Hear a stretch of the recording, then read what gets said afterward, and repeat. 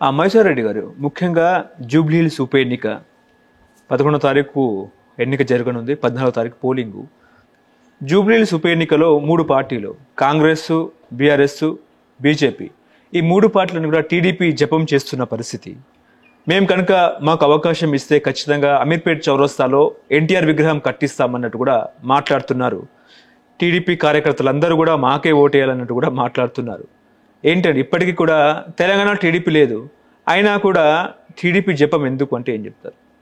TDP జపం అంటే కమ్మ కులస్తులు సైజబుల్గా ఉన్నారు. జూబ్లీ హిల్స్ కాన్స్టిట్యున్సీలో ఉన్నారు కాబట్టి వాళ్ళ ఓటు అట్రాక్ట్ చేయాలని చెప్పి రేవంత్ రెడ్డి కూడా ఎన్టీఆర్ విగ్రహం పెడతానని ప్రకటించినారు. ప్రకటించిన తర్వాత అది కాంగ్రెస్ పార్టీకి అడ్వాంటేజ్ అవుతుందేమో, కమ్మ కులస్తులంతా అక్కడ ఓటేస్తారేమో అని మిగతా పార్టీలు కూడా అదే జపం చేస్తున్నారు. ఆయన విగ్రహం పెట్టడమే తప్పేమీ లేదు, ఎందుకంటే అతను రాష్ట్రానికి ముఖ్యమంత్రిగా ఉన్నాడు, పార్టీని స్థాపించినాడు, తర్వాత నేషనల్ లెవెల్లో రాజకీయాల్లో కూడా పాల్గొన్న వ్యక్తి కాబట్టి ఆయన విగ్రహం పెట్టడంలో తప్పు లేదు. సరే, ఆయనకు వచ్చింది ఆలోచన, కమ్మ కులస్తులు ఎక్కువ ఉన్నారు కదా అని ఎన్టీఆర్ విగ్రహం పెడతానని ఆయన ప్రకటించినారు రేవంత్ రెడ్డి గారు కాంగ్రెస్ పార్టీ తరఫున.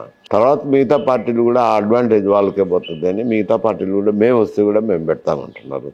కానీ ఇప్పుడేమో అధికారంలో ఉండేది కాంగ్రెస్ పార్టీ.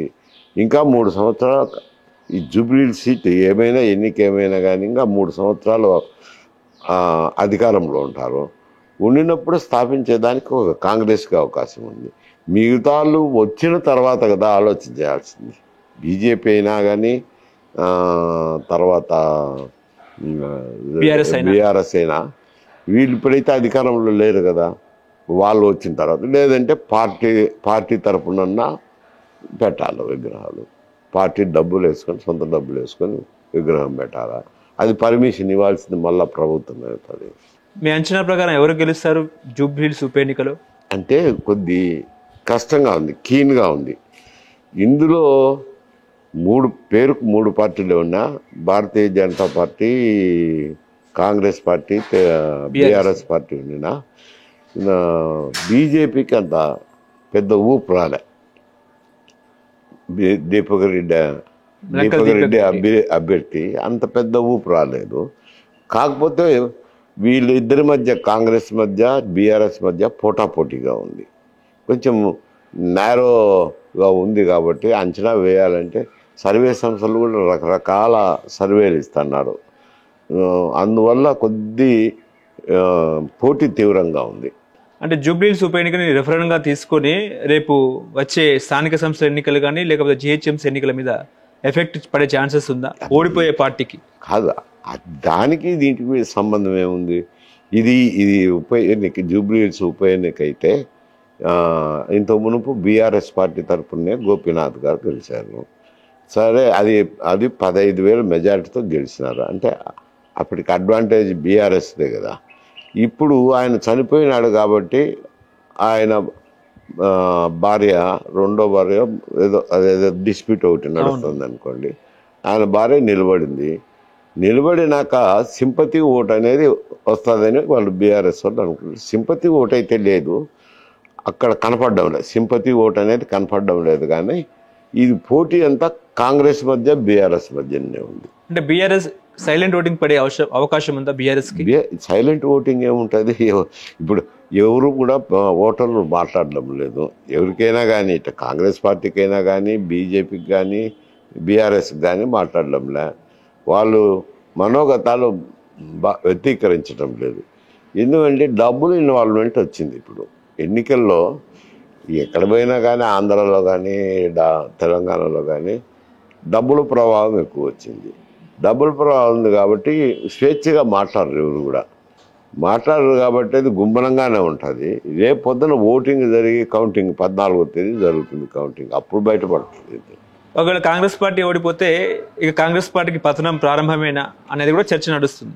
కాంగ్రెస్ పార్టీ ఒక సీట్, అది బీఆర్ఎస్ సీట్ కదా, గెలిస్తే కాంగ్రెస్ క్రెడిట్ వస్తుంది, కానీ ఓడితే వాళ్ళ సీటు వాళ్ళకు పోయింది లేబ్బా అంటారు. బీఆర్ఎస్ ఒకవేళ సిట్టింగ్ స్థానం కాపాడుకోకపోతే కూడా కొంచెం ఇబ్బందికరంగా కూడా ఉండే అవకాశం ఉందంటారా? బీఆర్ఎస్ సీట్ అది బీఆర్ఎస్ కాపాడుకోవాల్సిన బాధ్యత బీఆర్ఎస్ మీద అయితే ఉంది. కాంగ్రెస్ ఏమంటారు, అది బీఆర్ఎస్ సీటే కదా అని అంటారు. అవునవును. కాంగ్రెస్ మీద ప్రభావం పడేదానికి తక్కువ ఉంటుంది. అంటే ఇప్పుడు గ్రేటర్ హైదరాబాద్లో ప్రజలు ఎవరు కూడా గతంలో 23 ఎన్నికల్లో కాంగ్రెస్ పార్టీకి అవకాశం ఇవ్వలేదు. ఇప్పుడు కాంగ్రెస్ పార్టీకి అవకాశం ఇస్తే రేపు ఇంకా మెరుగ్గా ఇంకా పనిచేస్తారనేది కూడా చర్చ. అది ఒక సంఘటన అవుతుంది. ఎందుకంటే గతంలో అది బీఆర్ఎస్ చేతుల్లో ఉన్న సీటు కాబట్టి ఇప్పుడు మళ్ళీ కాంగ్రెస్ గెలిచిందనుకో, కాంగ్రెస్ గెలిస్తే కొంచెం నగరంలో కూడా చేంజ్ అయితే మార్పు అనేది మనకు తెలుస్తుంది. అదేలేండి, ఆ గెలుపు వల్ల ఊపు వస్తుందని కాదు, మనకు ఇక్కడ ప్రజల్లో కూడా మార్పు వచ్చింది అనేది తెలిసిపోతుంది. సో మెజారిటీ ఎవరికి వస్తుందంటారు? అది చెప్పలేను, తీవ్రంగా ఉంది పోటీ.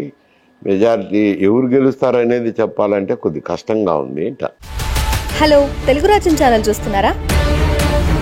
సామాజిక రాజకీయ జీవన చిత్రణే తెలుగు రాజ్యం.